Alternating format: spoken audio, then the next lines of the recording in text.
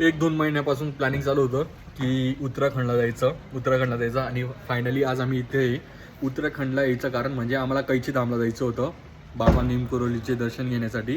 आणि आज आम्ही इथे काल आम्ही कैची धामला 8-8:30च्या दरम्यान पोचलो होतो आणि 9-9:30 वाजता आम्ही रूम बुक केलं. रूम बुकिंग झाल्यानंतर जेवण वगैरे केलं आणि 12-12:30च्या दरम्यान झोपलो आणि सकाळी परत लवकर उठलो 4:30 वाजता, कारण की इथे 6:30 वाजता आरती असते, त्यासाठीच आम्ही एवढा लवकर उठलो आता.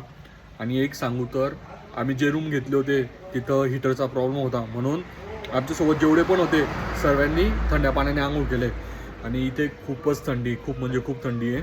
सो आता 6 वाजले आणि आता आम्ही निघालो आहे. तर इथं कॉफी प्यायला थांबलो आम्ही. एकदा चहा पिली गेली, आता दुसऱ्यांदा कॉफी घेतोय. भाऊचं नाव विनोद आहे. तर फायनली 2 मिनटं. तर फायनली दर्शन झालं आहे कैची धामचं. यू कॅन सी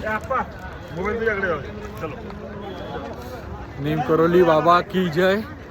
खूप छान दर्शन झालं. आता फोटो वगैरे सर्वांचे काढून झालेले आहे. आता इथून आम्ही चाललो आहे गोलू धामला. So let's go.